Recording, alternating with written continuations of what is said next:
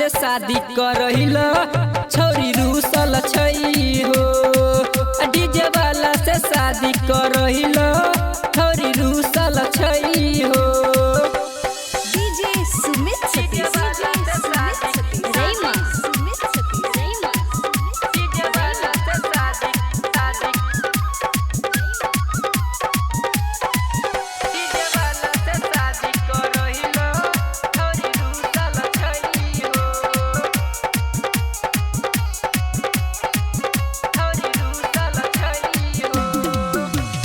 DJ वाला ल जाई के छोरिया करे छे खूब बात हो।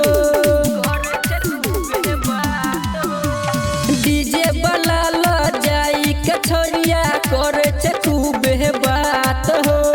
केतबो मनाबी ओकरा तो माने न हमर बात हो।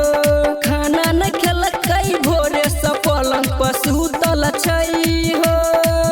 अहो खाना न खेलकै भोरे से पलंग पर सुतल छई हो। डीजे वाला से शादी करहिल छौरी रूसल छई हो। डीजे वाला से शादी करहिल छौरी रूसल छई हो। डीजे सुमित सतीश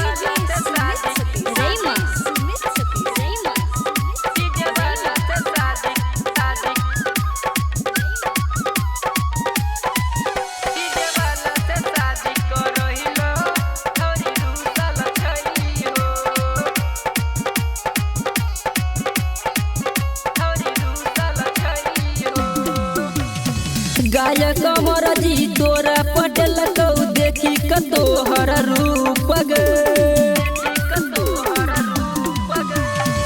गायक अमर जी तोरा पटल कौ देखी कतोहर रूप गे।